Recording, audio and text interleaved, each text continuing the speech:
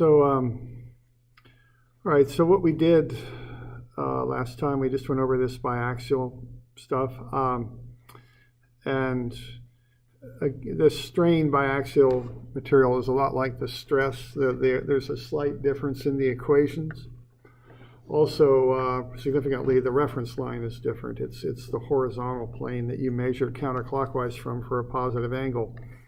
But there are a lot of similarities. You start off by filling in epsilon xy and gamma xy. You usually will be presented that information in a sketch, so you have to figure out what those values are and plug them in. And once you have those values, then what you do is you just run through this process of plugging the numbers into the different equations and finding the strains in different directions. So the idea here is you know what's happening in the x and y directions. That's been measured somehow, or you know what it's going to be. And what you then can find out are the strains at given angles. So you just plug in the x and y strains and plug in the appropriate angle and work through, and you can find the strain in the x1 and y1 directions for a given angle, in this case 30 degrees with the horizontal. And then you can find the shear as well. And then once you've found all that stuff, if you like, you can present it in a sketch to show what you think is going to happen at that given angle, what you predict will happen, perhaps would be the way to say that. So there we go, there's a sketch, okay. So that's basically what this is about. Now, I do have a couple examples in there just to kind of show this material in perhaps a little bit more practical of a sense, so you get some idea, you know, what we're talking about here. So let's have a look at just a couple more examples. And the idea here is to show graphically what this stuff means. Okay. So we're on page 510 and 520 is where we're at. So what we have on 510 is we have a square that's 15 by 15, made up of a square made up of 15 by 15 smaller squares there. And what we have are the strains that we're going to apply to this thing. So we're going to apply strains in the x and y direction of 0.0667. Okay, and then we're also going to apply shear strain of 0.2. And then what we want to do, based on those x and y strains that are given right here, what we want to do is find what the normal strain is at 45 degrees. Okay. All right, so you know, we could run through and just plug those numbers in. Why don't you just pop them in there and see what you get out for a strain, if you were to plug those numbers in.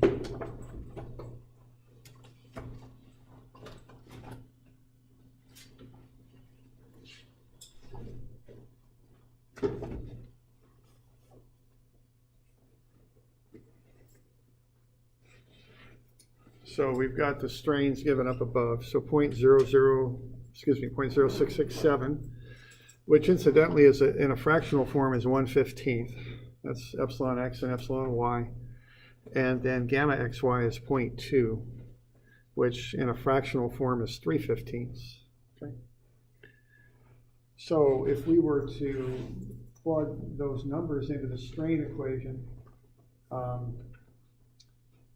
we're going to come up with, it ought to be 0.1667 or something like that when you do it. Okay.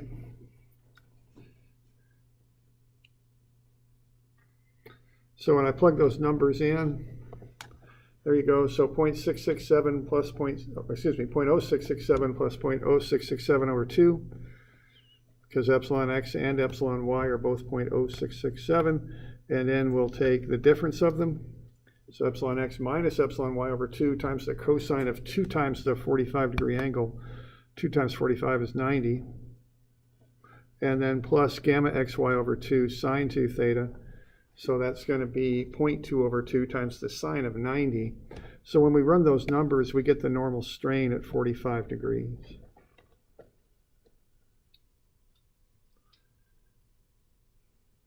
Okay. So that's what we come up with when we run those numbers. Now let's have a look at what that would actually mean in reality. Okay. So what I've done here is I've taken that square and I've done the straining to it and with the dotted lines. So what we have is holding the lower left-hand corner constant right there. I applied those strains. So what we have for epsilon x and y is 0.0667, which is a fraction of 1/15. You'll notice that the original lengths of these are 15 small boxes long. So what would happen is they would extend out one more box. That would be a fraction of 1 in 15, which would correspond to a strain of 0.0667. Okay. In addition to that, we've got a shear strain of 0.2. Now that's a positive shear strain, which means that angle would get smaller. So what that's going to do, we're going to assume that half of that shear strain is applied to each of the lines. So a shear strain of 0.2 is a fraction of 3/15. Half of that would be 1.5/15. So what that means here is for every length, for a length of 15, both of those lines would kick over 1.5 squares. Okay, that's a strain of 1.5 to 15, a shear strain. So what ends up happening are those corners move to these positions here. And then I just connect the dots and draw the final shape of the object. So we're starting off with an object that's 15 by 15 squares. We're getting something rather different after the strains occur. Okay. Now, let's see if our model predicts what's going to happen here. Okay, so if I lay a rule on there, what I get is the original length from corner to corner is 10.8 centimeters, right there.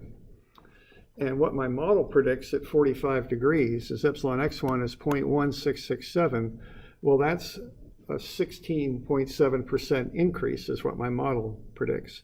So what I've got here, when I measured that diagonal, 10, 20, 3, 4, 5, these are centimeters, 6, 7, 8, 9, 10, 0.8. So that's 10.8 centimeters. And that's going to, according to my model, should stretch out 16%, okay? So the final length then should be 1 plus the 16.67% times 10.8, and that comes out to be 12.6. Okay, that's what the biaxial equations predict right there. Okay, you all with me there? Okay. And so what happened was this corner did indeed lengthen out. It's down here now. See that upper right-hand corner is stretched out. And if I count that, you know, here's 10 centimeters right there.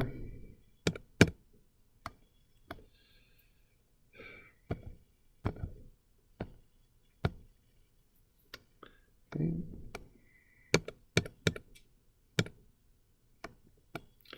Having some pen problems here.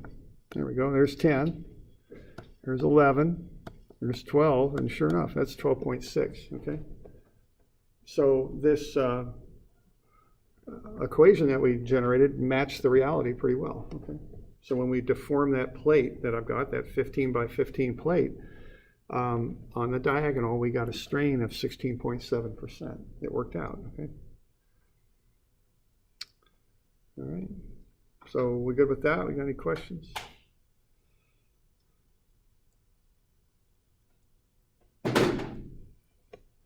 Okay. Now we could do a similar thing here for shear strain. This is the next page, 520. I'll take a square plate and then draw a diamond in it. That's a square rotated at 45 degrees. And then what I'm going to do is stretch the plate out. So I'm just going to stretch it simply in the x direction. I'm going to go from 2 inches to 2.5 inches. And what that does, that represents a strain in the x direction of 0.25. That's a 25% increase in width there. Now I'm going to hold the y direction at 0 and have the shear strain for xy at 0 also. Okay, so all I'm doing is just stretching that thing out in the x direction. So what I could do then would be to look at the shear strain and that angle alpha that would occur at 45 degrees. And let's see if that works out, you know, if these equations actually accurately predict what's going to happen. All right. So all I need to do there is to plug those values in. So I got epsilon y is 0, epsilon x is 0.25, and theta is 45 degrees, and gamma is 0. I'll just plug those in. All right. And when I do that, for the shear strain at 45 degrees, I get a negative 0.25 radians.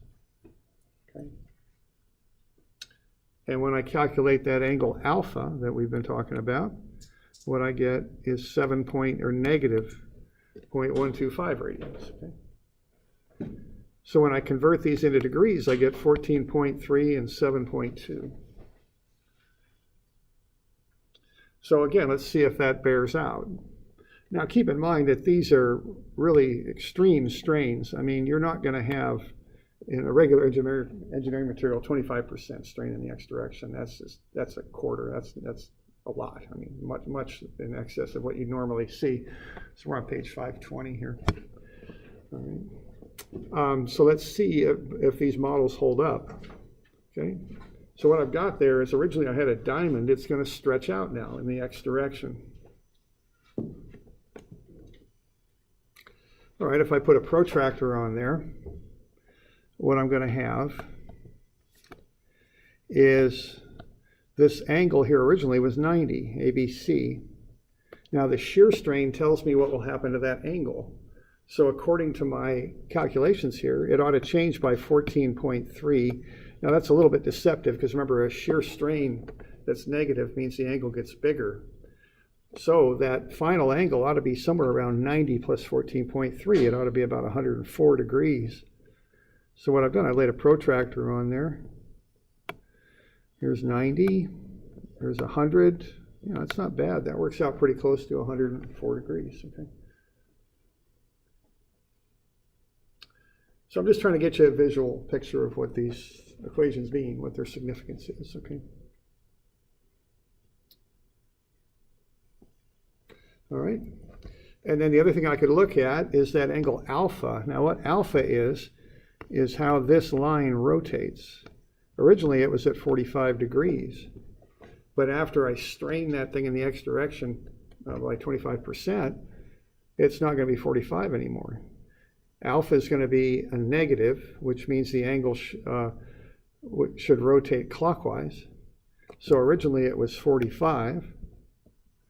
And now what it is, it ought to be about 7 degrees different after that strain occurs. So what I ought to be able to do here is to take 45, take away 7. That ought to be about 38 degrees would be what this model predicts. All right, 10, 20, 30, 40. Not perfect, but not bad. Okay, it works out pretty well. Okay. So I'm just trying to illustrate what these equations mean, what their significance is. If you know what's happening in the x and y direction, which we did in both these examples, these equations allow us to predict what's going to happen at an angle. That's the idea. Okay. So we got any questions on that? Yeah. I guess, how did you know alpha was negative or was clockwise? That's just by definition.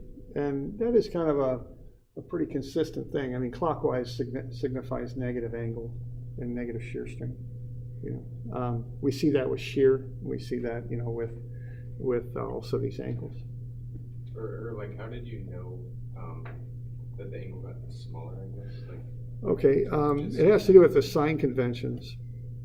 When I ran the numbers here, what I got for gamma x1, y1 was a negative 0.25 radians.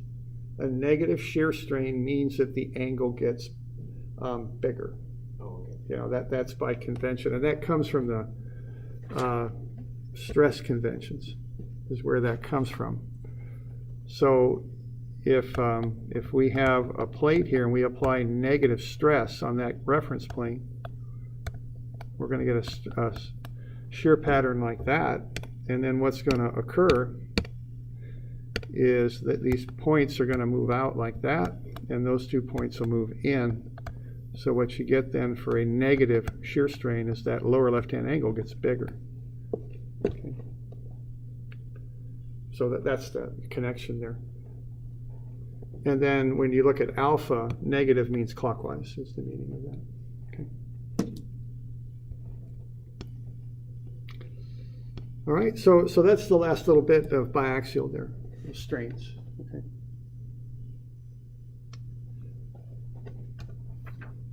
So we got any questions on that?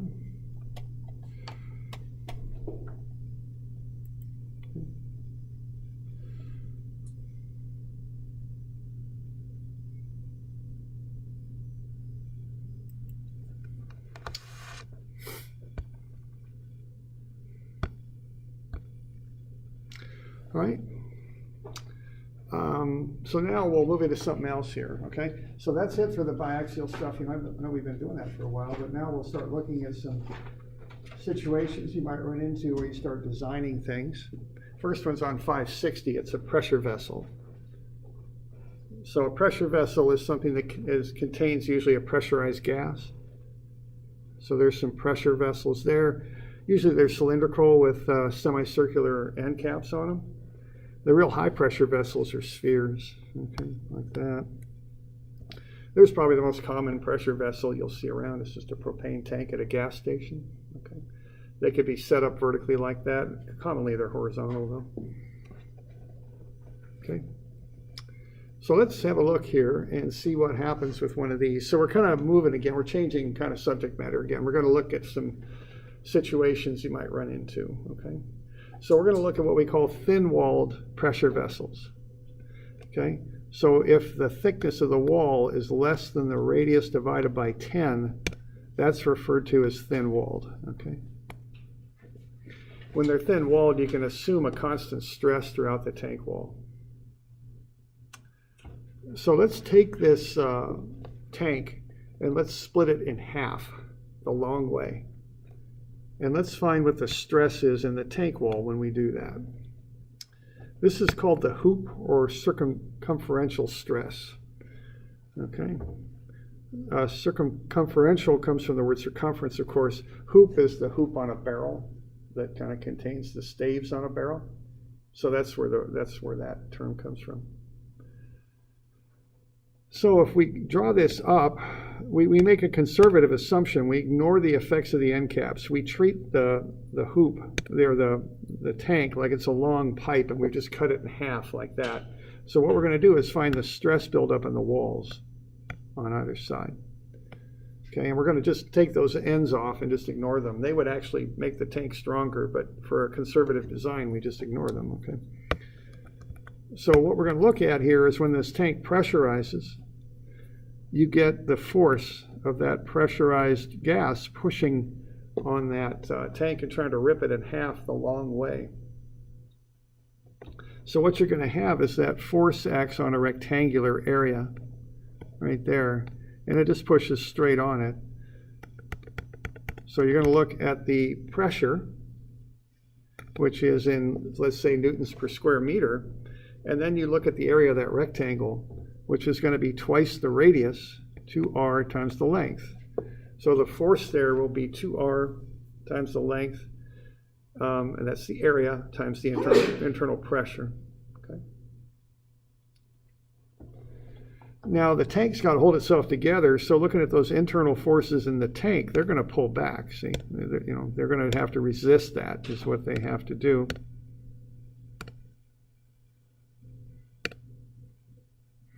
So what they're going to do is they're going to pull back this away.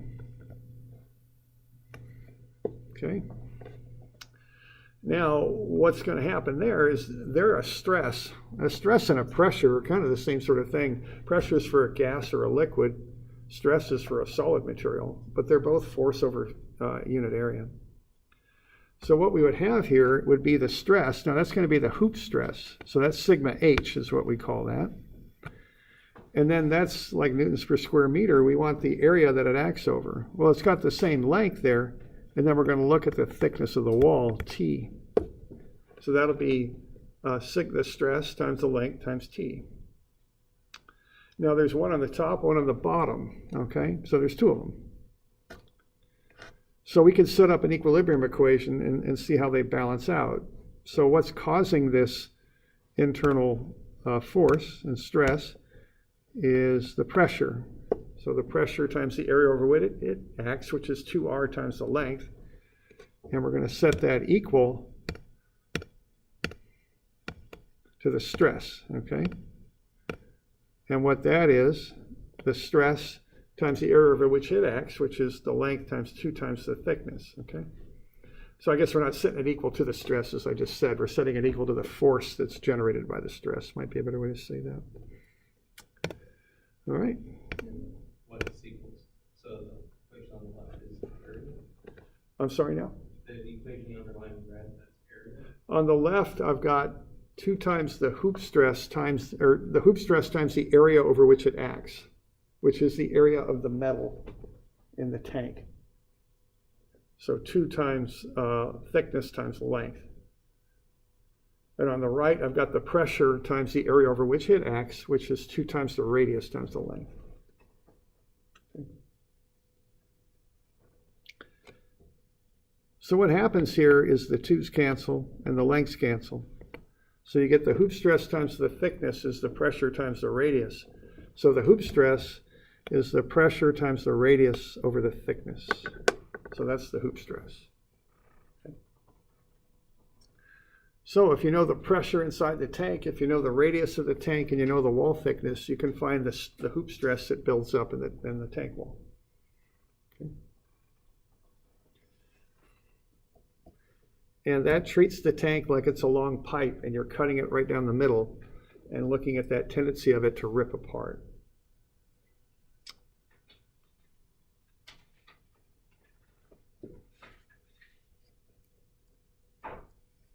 All right. So that's one type of stress that builds up in a tank.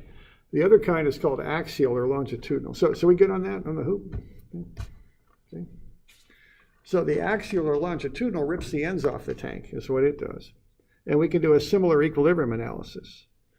We're going to take the pressure times the area over which it acts, which this time is a circle. So that's going to be pressure times pi r squared. And that's trying to tear the ends off the tank. Okay. And what's going to resist that is the hoop stress times the area over which it acts, which is 2 pi r, which is if you took this perimeter of the metal tank there and laid it out flat, it would be a long, thin rectangle. And the base of it would be 2 pi r, the circumference. And the thickness of it would be t, the thickness of the tank, okay? So if you take that hoop stress times t times 2 pi r, that's the stress times the area, okay? So we're just going to equate those two things together again, okay? And when we do, what we got is the pressure times pi r squared is the hoop stress times 2 times the thickness times pi r. All right? So once again, we get stuff to cancel. And so we get pi cancels, and one of those radii will cancel. So you're going to get the pressure times the radius is the hoop stress times the thickness times 2. So when you solve for that hoop stress, it's PR over 2T, okay, which is the hoop, or excuse me, when you solve for the axial stress, I'm sorry, I misspoke there. Axial stress, it's PR over 2T, which is the hoop stress over 2. Okay. So what you're getting with one of these tanks is you're getting 2 different stresses that act in 2 different directions. Okay, so if you've got a tank like that, laid out like so, and you drew a little bit of an element on there, what you're going to have is the hoop is trying to split the tank down the middle, like it's a pipe. And then the axial is half the hoop, PR over 2T, and it's trying to tear the ends off the tank. So that's what's going on. Okay?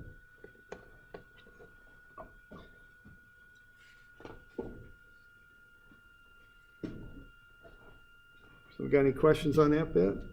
We're doing all right? Okay. So that little sketch there is what this boils down to.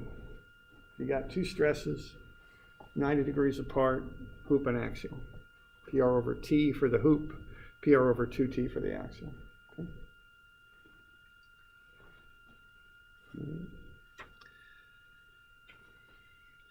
Right now, there's no shears on that plane. It's all just pure stretching, pure axial stress. It's kind of like a balloon, blowing up a balloon. It's just being stretched out. So on those two planes, we got hoop and axial, okay? So the axial tears the ends off the tank, builds up in there. The hoop tries to split the tank in half the long way. Stress is built up in those walls. Okay.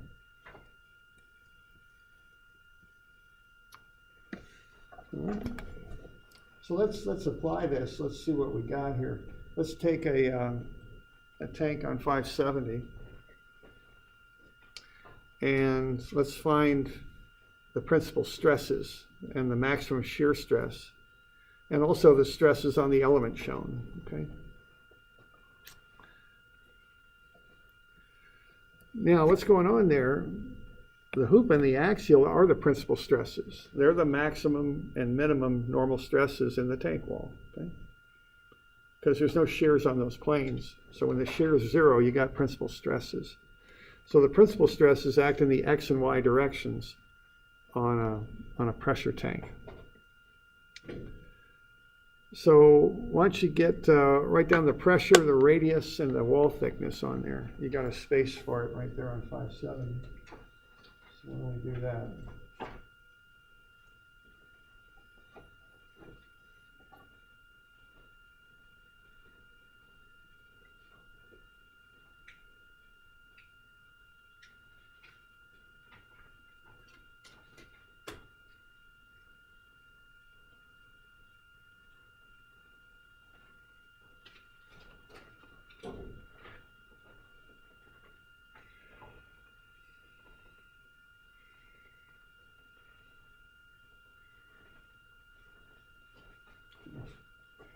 So we want the pressure, the tank radius, and the wall thickness.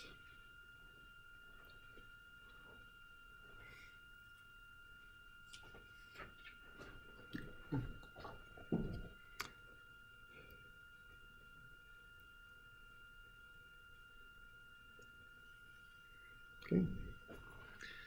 So the pressure, now what I want to do here, I want to get everything into meters and newtons. I like standard units on this stuff. So the pressure is 800 kilopascals, 800,000 newtons per meter squared. Now, when you got stuff that's round, you typically call it out by diameter. Like if you call out an 8-inch pipe, it means 8-inch diameter pipe. Same thing here with this pressure tank, 1.2 meter diameter. So remember to take half of that to get the radius. Okay, just remember that.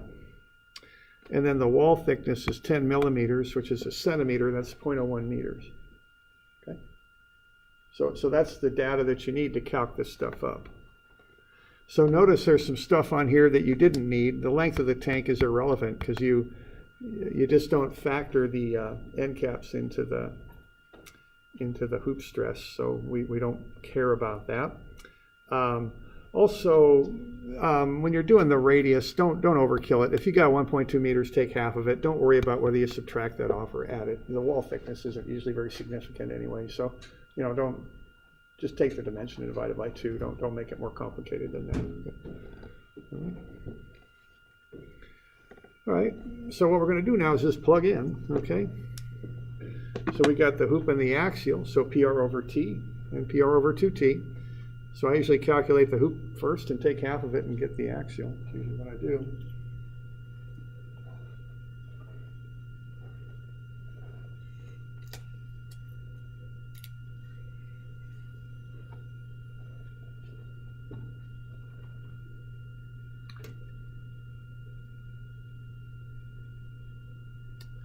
So 800,000 newtons per square meter times the radius, 0.6 meters over the wall thickness, 0.01. 10 millimeters is a centimeter. That's the wall thickness, which is 0.01 meters. And I get 48 times 10 to the 6 newtons per meter squared, and the axial is half that. So it's 24 times 10 to the 6.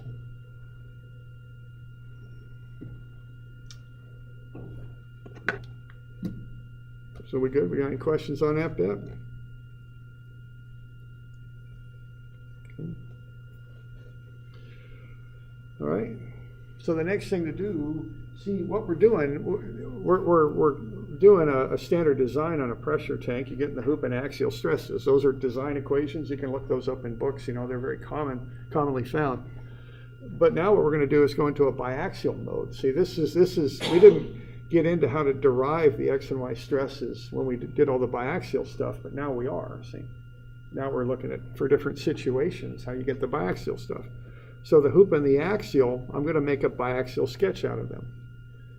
So the hoop is 48 and megapascals, mega being 10 to the 6. The axial is 24. So why don't you get them on that sketch there on the right-hand side? I mean, which one goes which way? I mean, where do they go? Which way does the hoop, is the hoop oriented? Which way is the axial oriented? Because we got to get them on there in their proper orientation.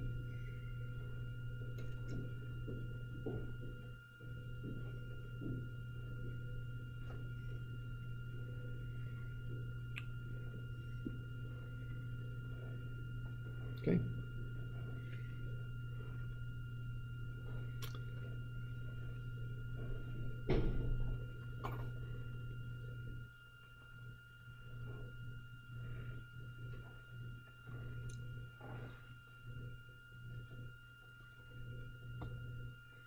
All right.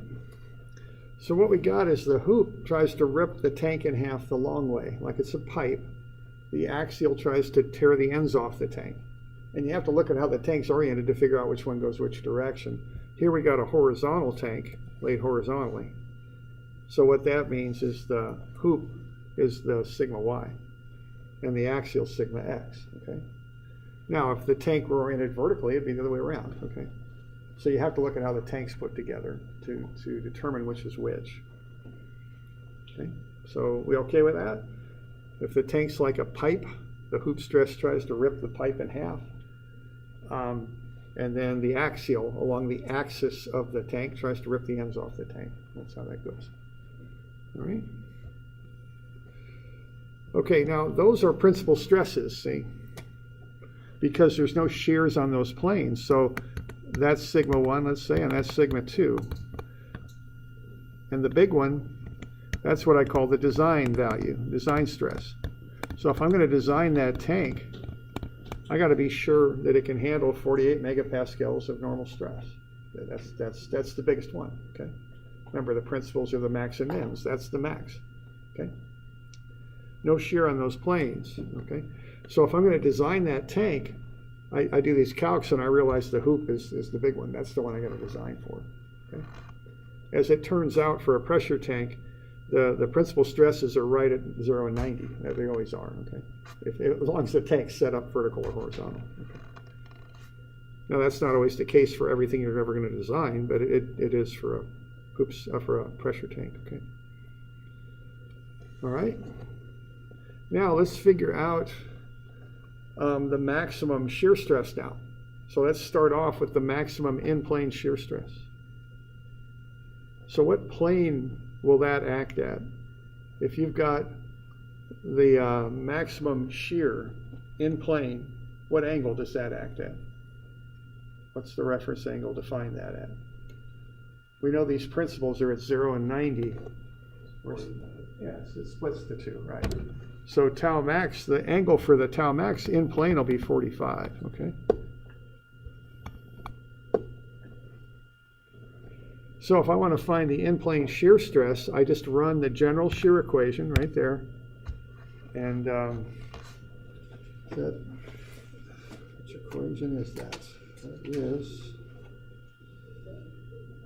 equation 26.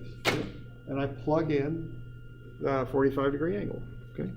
So I'll plug that in, and that'll get me the maximum in-plane shear stress, because I know the maximum in-plane shear stress acts at 45 degrees. So I plug that stuff in. So negative sigma x minus sigma y, that's 24 minus 48 over 2, times sine of twice the 45, that's sine of 90, plus tau xy, which is 0, times cosine of twice 45, which is cosine 90. So when I do that, I get that the shear stress at 45 degrees is a positive 12 megapascals. And that's the maximum in-plane shear. The average normal stress then is the normal stress that acts on those planes. It's 24 plus 48 divided by 2. It's 36. So I can draw up a sketch of that, what's happening in plane. Okay. So what I'm going to do at 45 degrees, I'm going to put a shear stress on that plane that is positive, right? And so that's going to rotate the element counterclockwise. So that shear that I'm after is on this plane. That shear stress going that direction would rotate that element counterclockwise. That's the idea. Right? And then the other one on the opposite side goes the opposite direction because it too rotates counterclockwise, and the other two meet in the corners. So I got all the shears on there at 45 degrees. And then the average normal stress pulls out in all the different directions at 36.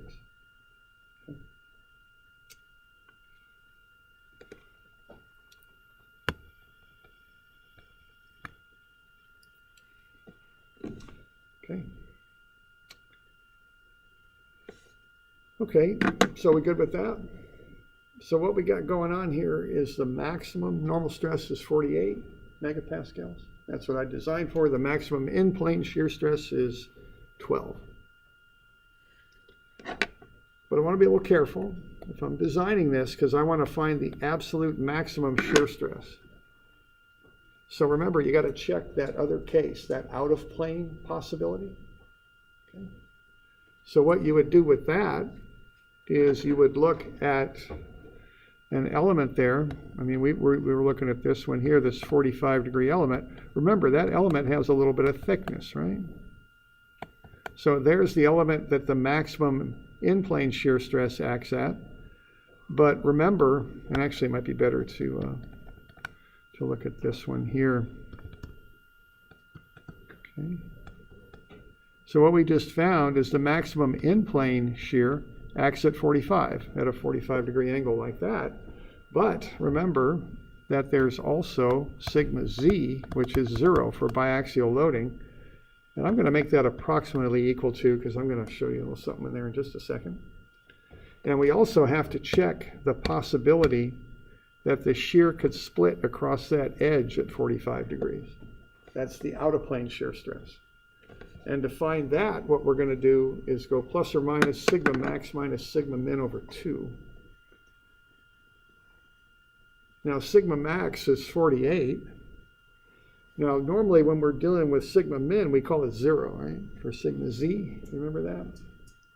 But in this case, just to be conservative, we're going to have to say, okay, I got some pressure in that tank that's pushing. I can model that like a compressive stress. That's 800 megapascals. But it's negative. So rather than calling that out-of-plane stress 0, I'll call it negative 0.8 megapascals. Kind of a conservative assumption there, but it'll give me a more conservative answer. When I'm designing stuff, especially something like a pressure tank, I don't want it to break. I want to be conservative. Okay, so I'll do that. Y'all okay with that? Tau max absolute? Yeah. So how did you come up with 0.8? 0.8 is 800 kilopascals, which is the internal pressure. All right, so what that is 800,000, that's 0.8 megapascals. And that's the internal pressure from the top. That's the pressure we have in the tank. And that's pushing, so we would assume that's compression. So that would be negative 0.8 megapascals. Okay, that's the idea there.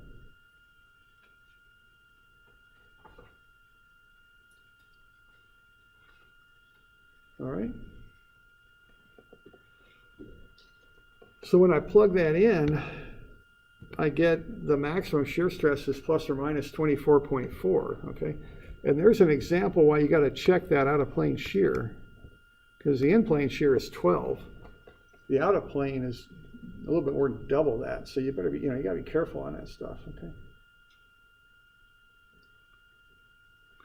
So if I'm going to design this tank, I'm going to design it for 48 megapascals tension and 24.4 shear. That's what I'm going to design it for. Okay.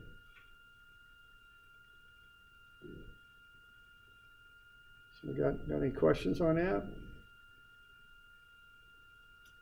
Yeah. Force that wants to pop the end off of the field, we're not calculating for the surface area that gas fuel will encounter, we're just going. See, it pushes, we're looking at the push in, let's say for a flat tank in the X direction. So we use a circle, because that way we're getting one vector for the pressure acting on an area that's normal to it. If you start considering the curved surface area, you got vectors going all different directions pushing on that, and they start canceling each other out. So the general convention is just to take us just one direction, in this case the X direction, find the area normal to that direction. That's generally how you find that force.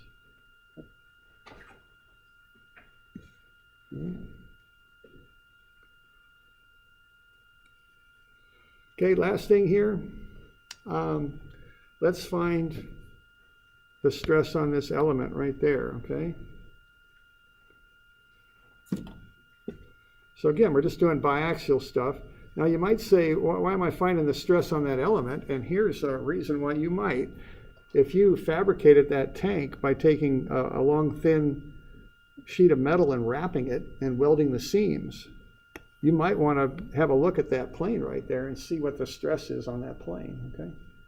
It's just based on fabrication. There might be some concern with that. That might be a plane you want to look into, test the strength of the welds and see if they can handle this, okay? So what you do, you just do the biaxial thing. Now the shear, tau xy is 0, so remember that. So that makes those biaxial equations a little bit easier because it just zeroes out. So what you would do then would be to just plug everything in. So sigma x plus sigma y over 2, this is equation number 25, over 2, plus sigma x minus sigma y over 2 times the cosine of twice the angle. Well, the angle's a negative 30 because it's clockwise.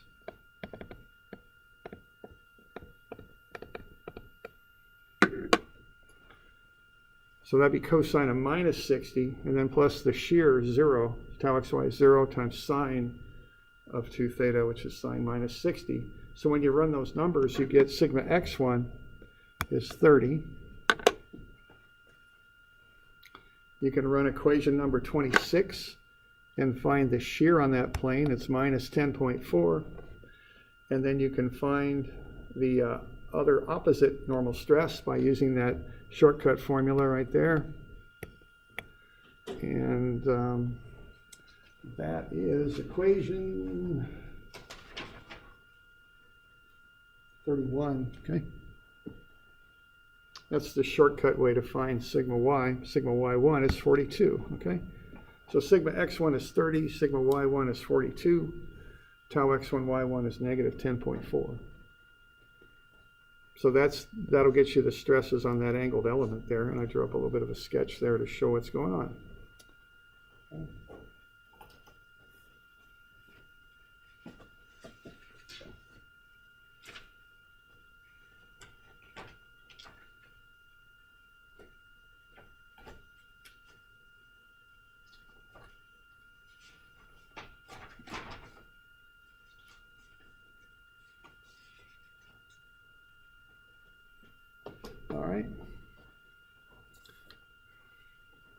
So there's just an example using a pressure tank. So what we figured out there is all these equations that are used to design pressure tanks, but also that idea that now we're starting to find out where those sigma x, sigma y, and tau xy that were given here just a couple of days ago.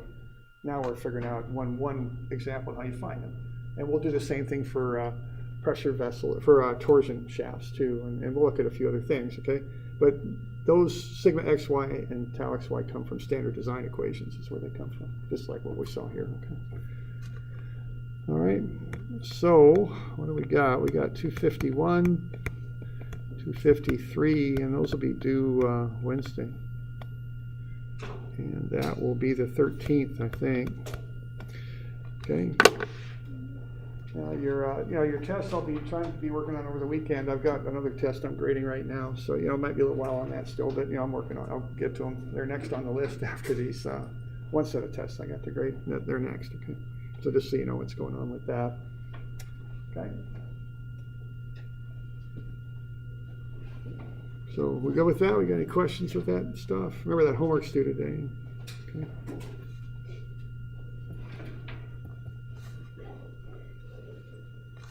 All right, so we'll call it good.